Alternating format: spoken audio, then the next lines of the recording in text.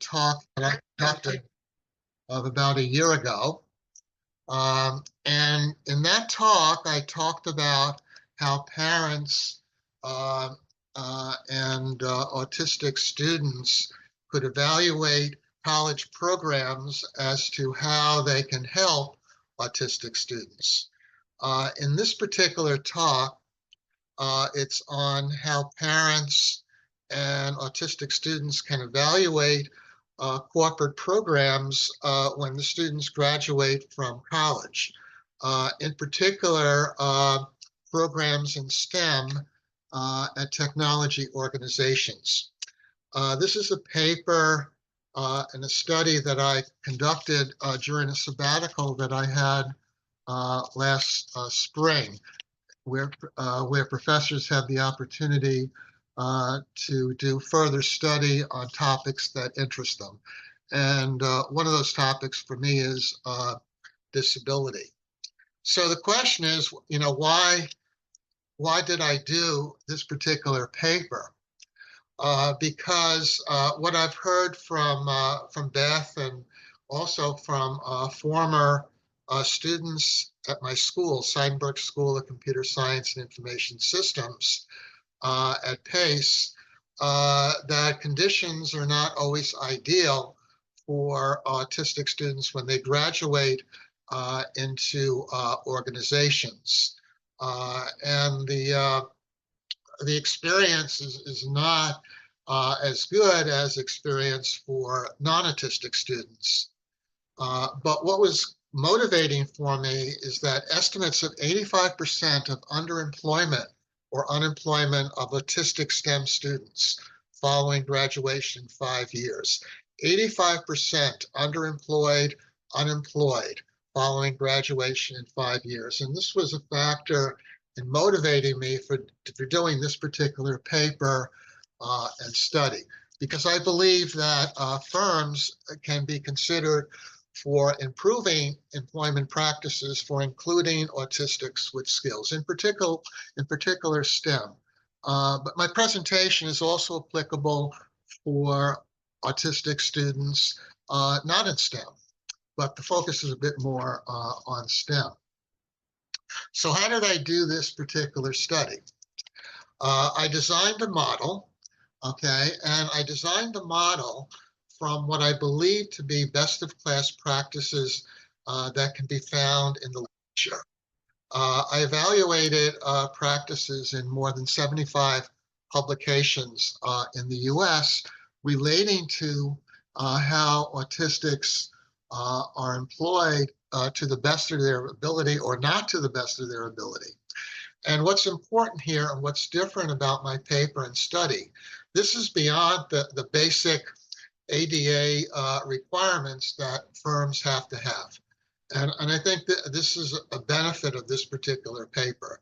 This is beyond ADA legal requirements as to what I believe firms in technology should be doing to advance autistic students so that we could dissipate the 85% figure. So the model firstly evaluated the practices regardless of firms in industry. And then I focused on 15 technology firms, more established firms and less established firms. So the 15 included Adobe, Alphabet, Google, Amazon, Apple, Cisco, Dell, Hewlett-Packard, IBM, Intel, Meta, Facebook, Microsoft, Nevada, Oracle, Salesforce, and SAP. Why these particular 15? Because these firms have also been cited as best places to work for disability inclusion. And this is coming from the Bloomberg S&P Equality Index. So that's what I did. I looked at these particular firms as to what they were doing based on what I consider best of class practices. And then from this, I developed this particular model. And I believe that this model, when I go into it in a bit of detail, can be beneficial to all of you as you consider opportunities for your children, particularly in their junior and senior year of college. Okay, where I believe you can evaluate these organizations and other organizations, and again, not only in technology.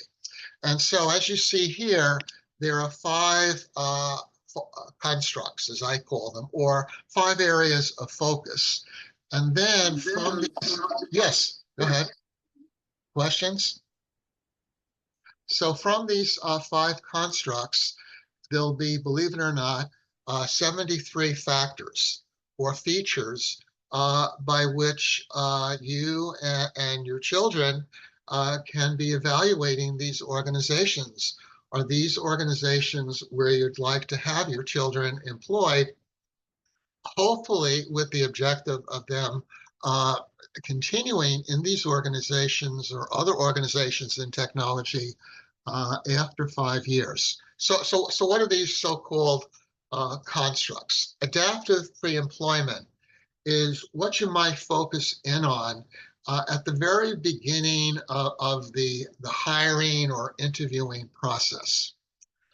Employment environments is what you might focus in on once your children are employed in these organizations. What are the environments like for autistic employees? Growth and learning opportunities might be the critical construct of the five. Okay, this is how firms ought to be growing, developing and growing employees, including autistic employees. Health and personal program services. What do these organizations do for autistic employees? So clearly, all these organizations have a Department of Health. They may also have a disability department. They may have a diversity, equity, and inclusion department. But what exactly are the services for autistic students? These organizations might be a bit more generic than specific. And then organizational outreach.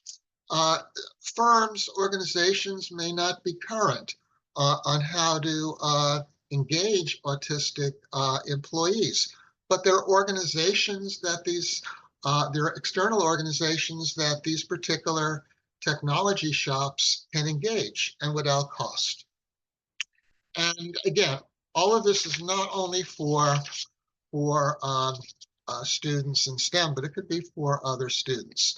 So what I'm going to do, I'm going to go through each of these constructs and go over not all the features, but I think the features that are important. All right, any questions so far by anyone? All right, so let's look at the first one. What is the first one? All right, so your children are in their junior or senior year of college or university, and they're in a school of STEM. All right, and the question arises, when they graduate, where will they go? So I feel this is an opportunity for parents to evaluate particular organizations in STEM that might be of interest to your children. So the first consideration here, in my mind, is, I mean, what is the cultural disability, diversity, literacy of these firms? Do they understand what diversity is all about? Do they understand what disability is all about? And then do they understand about students with autism? Do they understand what their interests might be, what their skills might be? But how friendly are these particular organizations? So at the very beginning, your children will be beginning to interview with these organizations. How do these organizations do interviews? The more progressive of these organizations, I found, do not do interviews as traditionally done, okay, where the candidate goes into a room, a closed room, sits with another person for an hour, 2 hours, 3 hours, and is interviewed. That might not be ideal for autistic students. So how else could the organizations do this? Okay, well, uh, instead of doing it in a room, perhaps it could be done on Zoom, or it could be done where there could be an interviewer that includes other autistic employees, or it could be where the candidate discusses her or his projects done in college. Okay, where that particular candidate student has more of an affinity in presenting her or his work like that. So the question is, how does these organizations approach autistic students at the very, very beginning?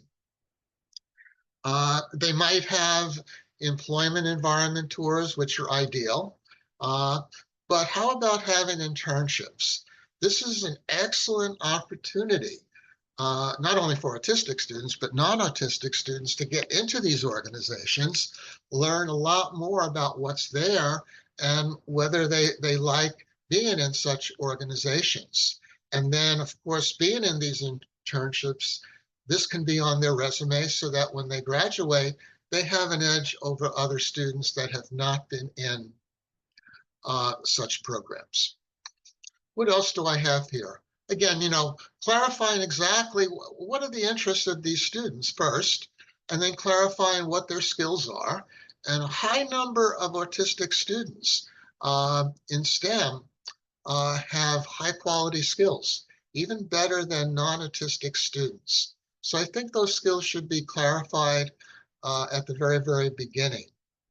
Feasibility of internships, of course, the focus on disability, but on the ability. What is the ability of these particular students? What would they be offering to these organizations? So fitting the interest and the skills to the actual jobs. And the jobs we're talking about are not Mickey Mouse positions. These are positions for non-autistics and autistics. There should be no distinction. Another factor that I found to be very important is what type of outreach do these organizations already do to schools of STEM, special education schools? What are the partnerships? What are the relationships? How do these colleges and universities interface a lot more with these organizations, particularly with this particular niche population, autistic students?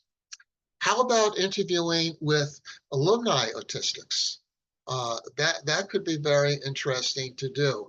A few of the students from PACE, a few of the autistic students from PACE who are employed in a few of these firms have informed me that they had the opportunity to meet alumni who were also autistics. Very, very interesting. A very important feature, I think, that could be done here. Any questions so far by anyone? Okay, let me go to the next construct, the next focus. So let's assume they've been hired and they're in the organization. Now, what should the environment be like? I mean, not only for autistics, but non-autistics, but let's focus on autistic students.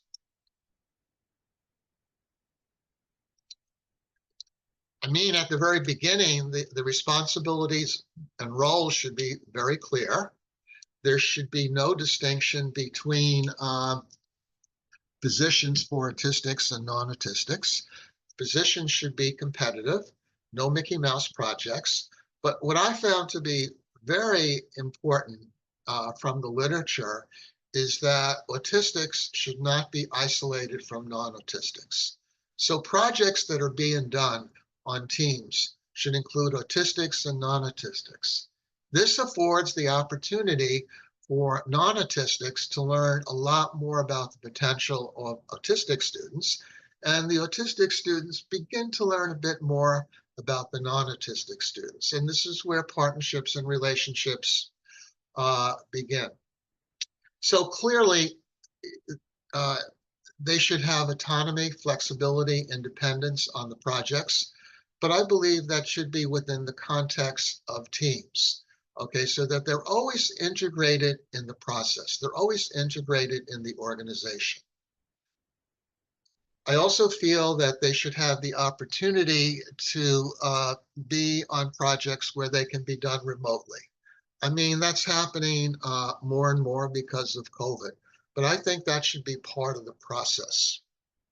One of the things I think parents should be looking for is what I call circles of support for autistic students. You know, what is the protocol in these offices? They're coming out of colleges and universities, maybe coming out of dormitories and such, or maybe not even in dormitories.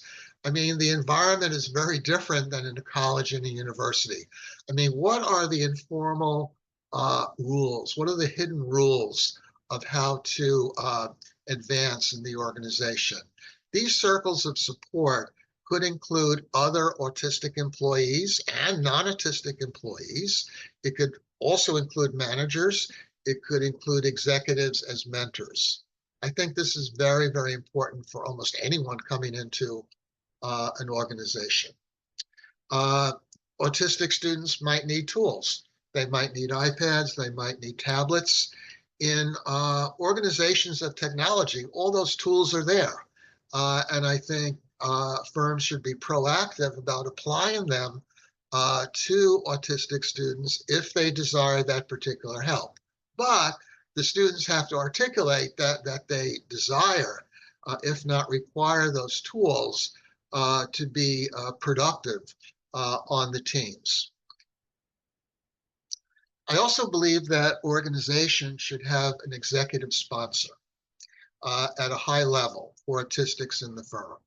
They could also be mentors as schedules permit. This is important because it formulates a message to the organization that the organization should be into diversity, should be into disability, and it should be in this particular niche population of autistic students who can contribute highly productively to the organization. But the message has to come from the top. It cannot be like isolated managers here or there, isolated employees here and there. The mission, diversity mission, should be very, very, very clear. And I think parents should be looking for that. The needs for services and supports and tools should be articulated by autistic students from day one, from the very beginning, so that the organizations know what they have to do to have autistic students be productive in the organization.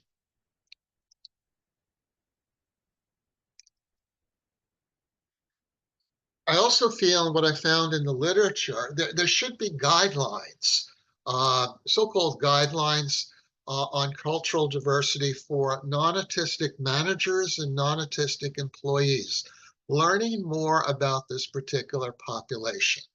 One of the factors why autistic students depart within 5 years from these organizations is because there's bias and prejudice about this particular population. There's misunderstanding about this population, but this is a population that can contribute equally, if not more so, than non-autistics. And it's all in the literature, and it's in particularly the literature of STEM.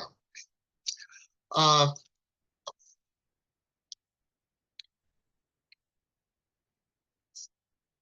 mean, what is the diversity mindset of non-autistics from the very beginning when autistics come into the door? What's the policy? Clearly, there are autistics and others with disabilities who require special type of scheduling and supports, physical supports, sensory supports. So all that should be there.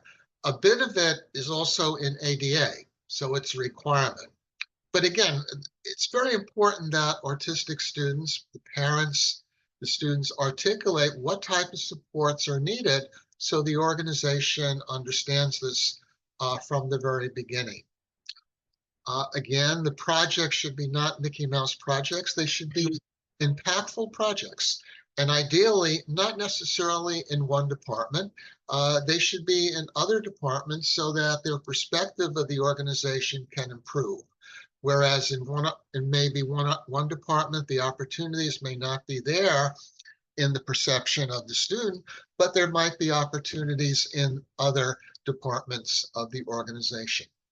So this is where I think that parents and their students can begin asking questions about all of this. And if the organizations, do not have answers, that might be a red light.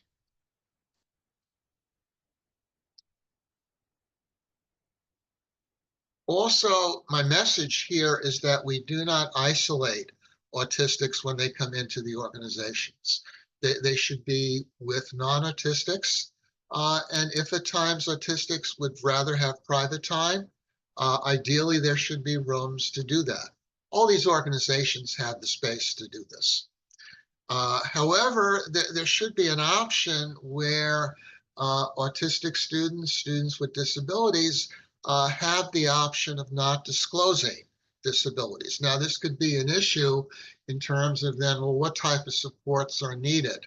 But I think that non-disclosure is needed at times. And overall, there should be what we call the universal design of the office and project routines and standards. Any questions on this? Any questions on the first two constructs?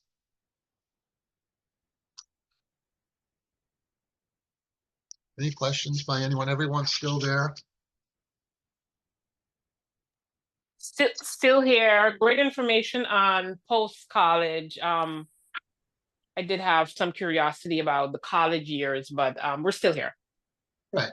I mean, if your student is in a community college, well, definitely in the second year of community college, I believe this process should begin. In a college or a university, mostly in like the junior and senior year, sometimes as early as freshman and sophomore year. I mean, frankly, the earlier the better, because it's becoming very, very, very competitive. And I feel that if parents and students have an understanding of what the future might be and how to approach it, they'll have an advantage over other students. That's why I was highlighting the internships. I mean, I think that should be like a #1 priority, because once you're in the door and you like being in that door, okay, then that's a good opportunity when you're about to graduate, that there'll be a higher probability of being hired by that organization if your student is interested in it. Okay. All right, any other questions? Let me go to the third construct. This construct, I believe, is the most important of the 5 constructs. This is where I found that these organizations fail. Once autistic students, even non-autistic students, when they join these organizations, the organizations are not as diligent as they should be in following up on what they can do so that these students can continue to be in these organizations and be productive to the organizations. So clearly, there should be a career planning process of some type. All these organizations talk about this, but do they actually walk it? How do they actually do it? I mean, is it a process that's not only formal but informal? Do the students have mentors? Who are the mentors? These could be a bit more experienced managers. It could be experienced employees, could be autistic, non-autistic, ideally autistic, but also including non-autistic. In terms of the career process, okay, students advance more, not necessarily by the formal process, but the informal process. What are the buddy networks? Are there buddy networks in the office and beyond the office? How can autistic students gradually integrate into the networks without pressure on them? Colleague mentoring, all right?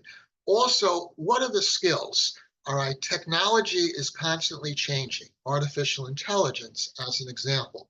What do these organizations do to develop their employees, and including the autistics, so that they're current in skills with technology?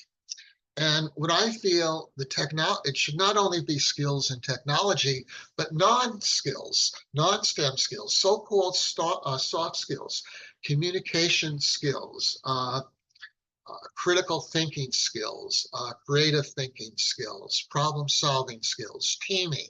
Skills like this are almost equally important as STEM skills. And I think also for autistic students. What are the opportunities for autistic students to participate in like internal presentations, external presentations? Do they have to actually present if they're frightened about presenting? No, but they could be part of the process, okay, where their projects can be presented, ideally by them, but also by non-autistic students, but as a team. But what are the opportunities? These organizations have the funds to do this. All right, they have the funds, and it's to their benefit and to the benefit of the students. In terms of autistic students, is any of the growth and learning documented? I found that very few of these organizations do this, unfortunately. Can any of this be shared with the parents? That might be a sensitive topic. But like, what is the process? What is the formal process? What is the informal process? What do the students learn? What does the organization contribute to them as they contribute to the organization? Also inherent in here is that the burden is not only on the organizations, but on the students. They have to be advocates for themselves. They have to self-advocate. All right, that is very, very important because they cannot depend on non-autistics to do that for them. Okay. The informal, I believe, is important in areas like lunch and learn sessions on non-STEM and STEM skills. My earlier career was at Merrill Lynch, and we used to do this all the time. And this is how the employees learned. They learned a lot more from the informal process than the formal process. I mentioned the mentoring. Mentoring can be done by executives, it can be done by managers, it can be done by other employees, it can be done by non-autistics or autistics. What are the firms doing in that particular area? Memberships in organizations like IEEE. Can the students join these organizations? And there's opportunities to network there. Are the evaluations of performance, are they done perhaps semi-annually, quarterly? I think this would benefit autistics more and more, especially when we have that 85% dropout after 5 years. What are the learning opportunities from the projects? And again, no Mickey Mouse projects. Projects involving current state-of-the-art skills. Example again of artificial intelligence. Do these organizations have diversity goals? Almost all of them talk the talk that they do. But do they have these goals by, for example, autistic students, advancement of autistic students in the organization? Are these goals, are the performance to the goals shared publicly? Very few of these organizations do this.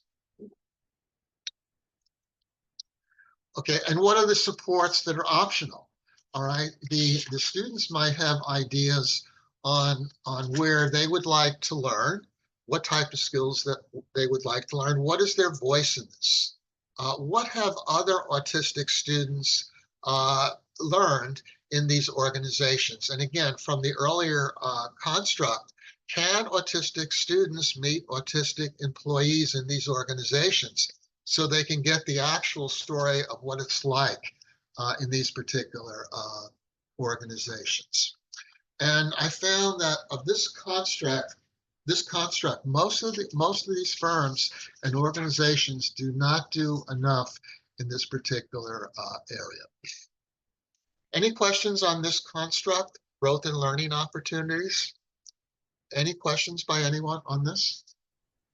I I don't know if this is Ira. I'm not sure this is the right time to ask. I think a lot of what you're talking about, it seems to me, is is your recommendations for firms as opposed to what's necessarily um, there. So I want to make sure I'm getting that right.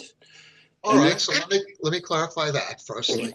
So what I did, I developed this model of each of these constructs and each of these features. So I did that from the literature, from more than 75 publications. So this is what I found to be the best of class practices. But I also interviewed uh, autistic employees that graduated from PACE, and I asked them for their opinions. So I found these features. These are like a bit more than 75 features. And then what I did, I went to these organizations, these 15 organizations in technology, and I looked at what information they had public. So you can find that in articles about them, articles by these organizations, articles about these organizations. You find information about all of this, if it's there, on the web and on other sources. And then what I did a comparison of who had what. So that's what I did.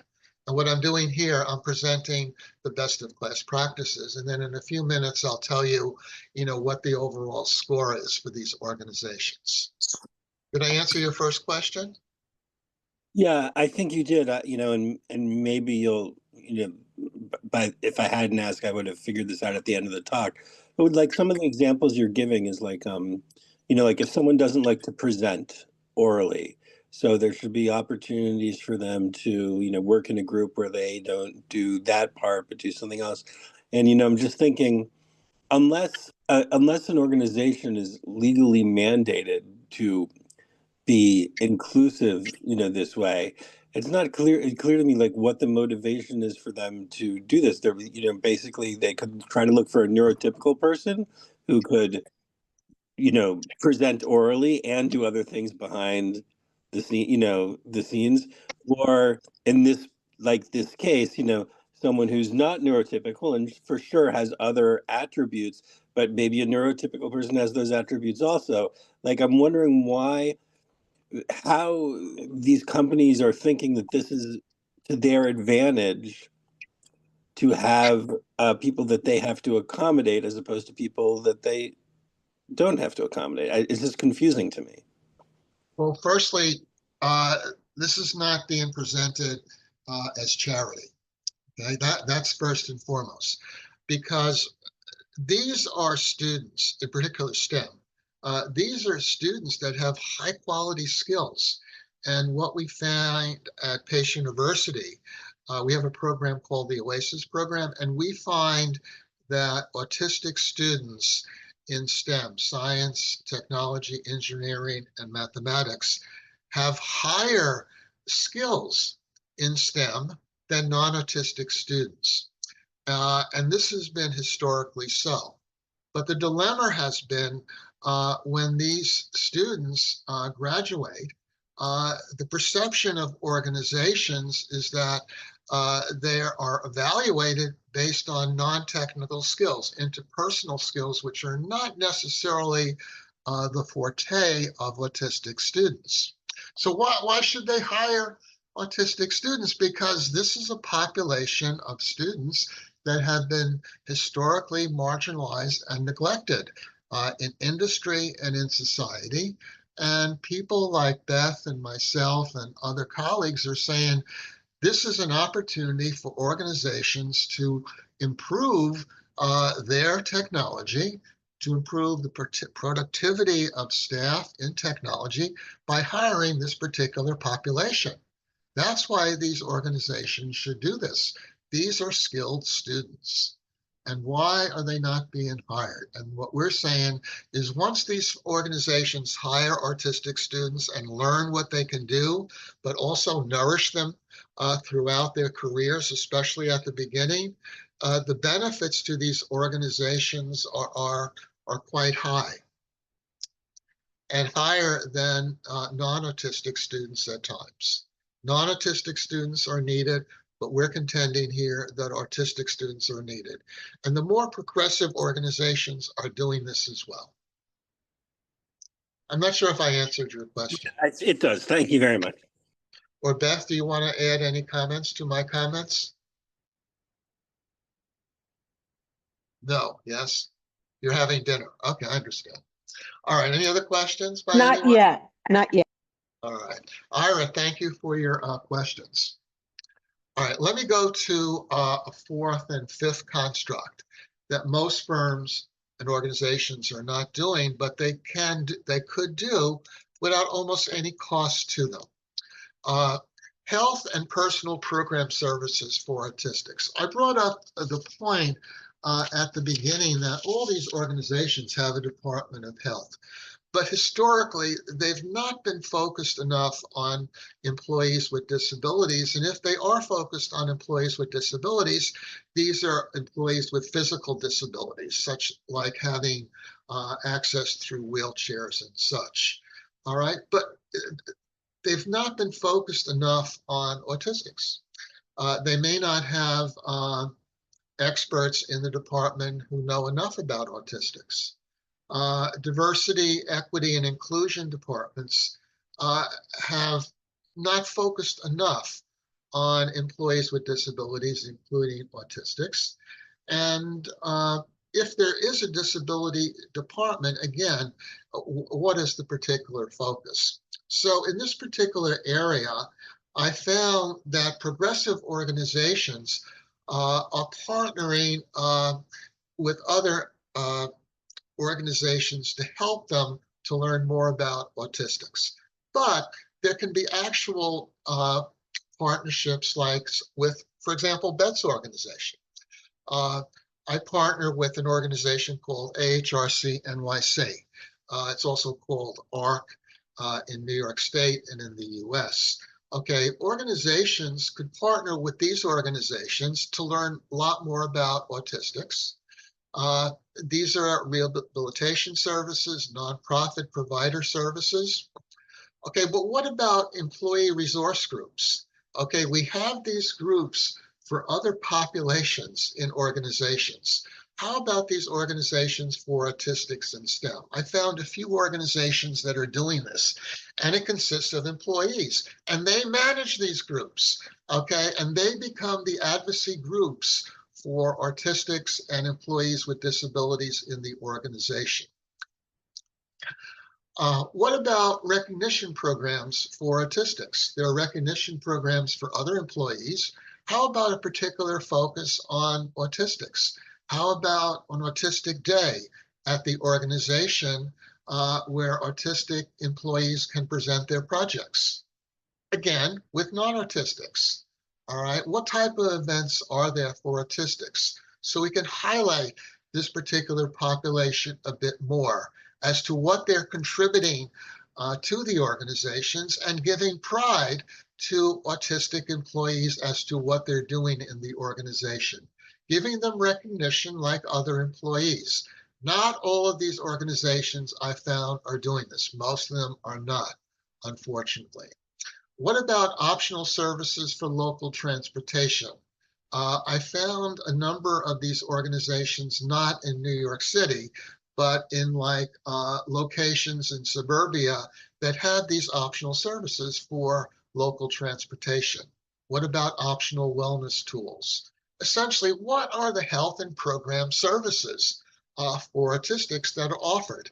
Now, organizations might ask, well, what is the cost of all this? Well, there's almost no cost because with respect to engaging with the providers, the rehabilitation providers, nonprofit providers, this is an engagement and a relationship. Members of these organizations could be on the board of directors of the organizations in technology. There's no cost to this. The actual event programs, the recognition programs, there's no cost. There might be costs to include experts in autism in, for example, diversity, equity, and inclusion office or a disability office or the Department of Health in the organization, yes, but the cost there should not be significant. So I found very few organizations are doing this. Any comments, any questions on this next to last construct? All right, let me do the last one. All right, and this is outreach. All right, and this goes back to what I brought up along the lines of if organizations do not feel they have enough literacy about people with disabilities, people and students with autism, there are other organizations that can help them without cost. Advocacy providers, uh, municipal nonprofit providers for autistics. I mean, Pace University is also partnered with the Mayor's Office for People with Disabilities.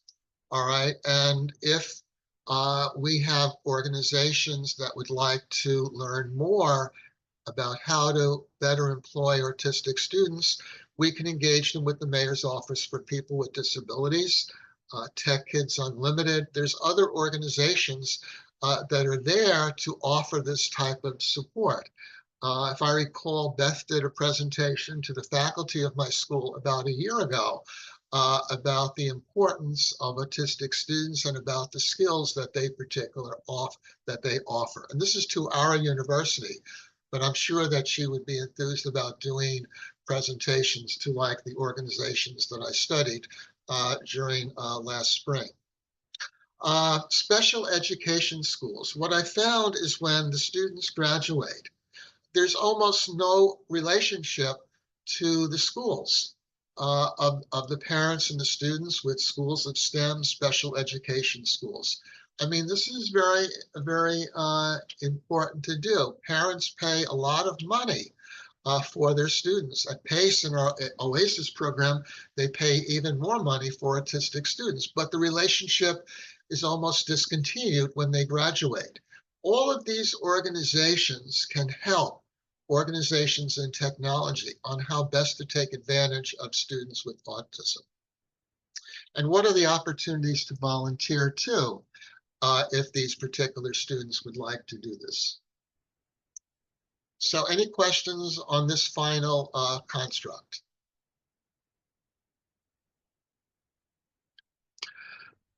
So what did I find? What did I find? So I found that the more established organizations are more into the best practices, but not fully. Examples, IBM, Microsoft, Oracle, Salesforce, SAP.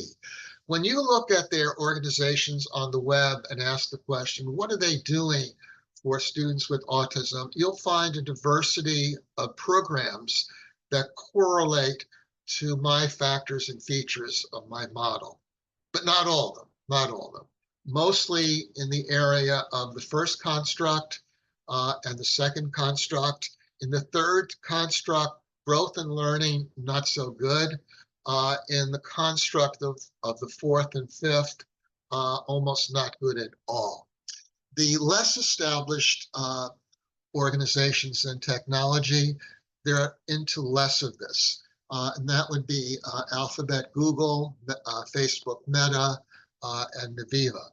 But I feel that as they become more established in technology, they will begin to emulate and model the more established organizations. So what are the implications of what I've done here? So I feel that firms of STEM, like the ones I've exampled in my study, they could be focused more fruitfully on integrating autistics. And all of them are doing it to a degree, but again, not fully. I would like to see more of these firms involving autistics and non-autistics in projects. I didn't find that as much as I hoped for. I think firms could be focusing more on involving community and governmental organizations as needed as partners. I found a lot less of this. And then the importance of schools of STEM to be involving students more with firms of STEM. I found that a lot more in their junior and senior years, but beyond the junior years and senior years, especially the senior years, almost no continued partnership and relationship. except for the colleges and universities asking for money from the students. So the second, third, and fourth implication, I think these organizations can be doing a lot more. But overall, what I found from the literature, and I feel very passionate about this, I think autistics, parents of autistics, okay, should be more proactive in self-advocacy. I think they could be a lot more active, and their dependency should not be on autistics. Okay, it should be also on themselves. How can they be more proactive self-advocate for themselves? And I think the more they do that, the more we'll see progress in these organizations. So to conclude, I feel the firms can effectively employ autistics. Almost all of them are doing it, but they're not doing it as effectively as I would hope for. The model that I have, I think could be a guide, could be a checklist for all of you. And I think we'll save the presentation for all of you. But this also benefits non-autistics. It's not only for autistics. But again, my focus is a lot more on how do we get the autistics to the level of the non-autistics. And then lastly, I think this is very, very important in the field of STEM, as autistics are frequently disadvantaged in progression and representation in the industry. I also have in my paper about 27 organizations that all of you could also contact if you've not contacted already, in terms of organizations that would partner with organizations in technology.